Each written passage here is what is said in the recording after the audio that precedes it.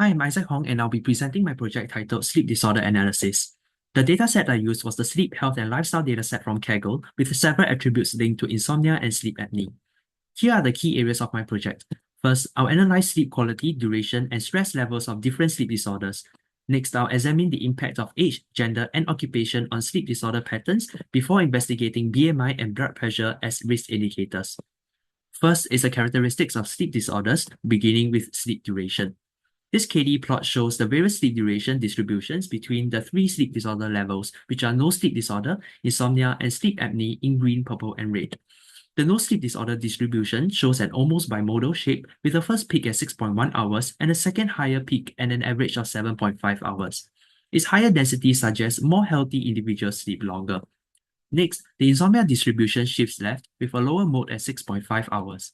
Lastly, sleep apnea shows a clear bimodal pattern with well-separated peaks at 6.1 and 8.1 hours, both with similar densities. Moving on to sleep quality, binding plots were used.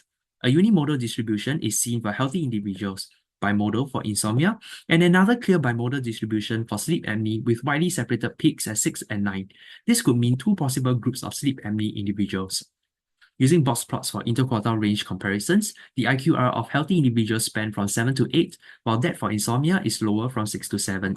The IQR spans widely from 6 to 9 for sleep apnea over previous ranges, possibly due to the distinct groups within. To explore these groupings, I created a scatter plot of sleep duration versus quality, with disorder types as shapes and sleep apnea points enlarged in red. This showed two clusters, one with shorter, lower quality sleep and another with longer, higher quality sleep. Next, I'll examine the relationship between sleep duration, quality, and stress levels. First, binding plots of sleep durations for each quality level were plotted with the lowest line. The orange segment shows rapid quality improvements at minimal sleep duration, while the green segment shows steadier gains after 6.25 hours, aligning with real-life patterns of diminishing returns with longer sleep.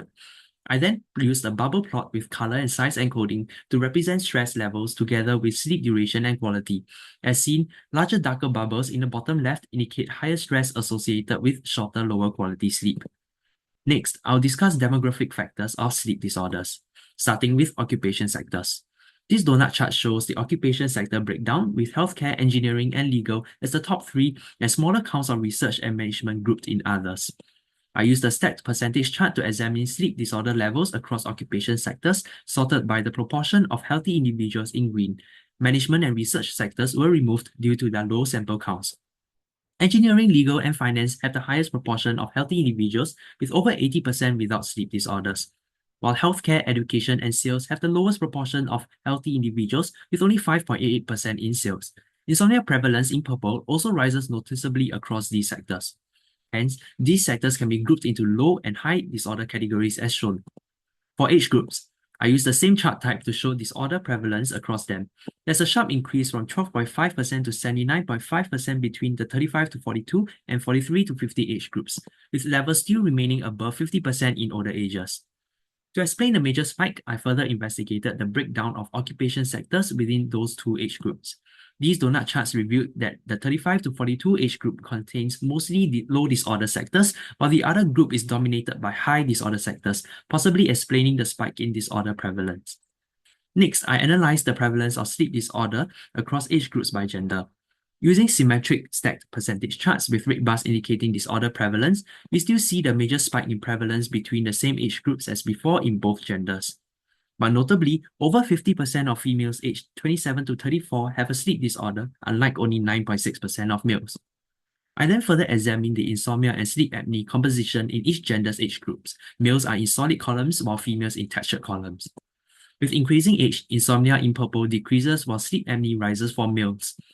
There was, however, no clear trend across the ages for females. Between genders, younger males below 42 are more prone to insomnia, while younger females show higher rates of sleep apnea. This observation is, however, reversed past the age of 42. Lastly, for BMI and blood pressure (BP) indicators, I used heat maps to examine sleep disorder frequencies across their levels. Healthy individuals were mostly stage 1 hypertension with normal BMI. Most insomnia cases also had stage 1 hypertension but were overweight, while sleep apnea cases were overweight with stage 2 hypertension. From the combinations, BMI effectively indicates overall sleep disorder risk as it clearly helps identify the most healthy individuals, while BP helps differentiate between insomnia and sleep apnea. Thank you.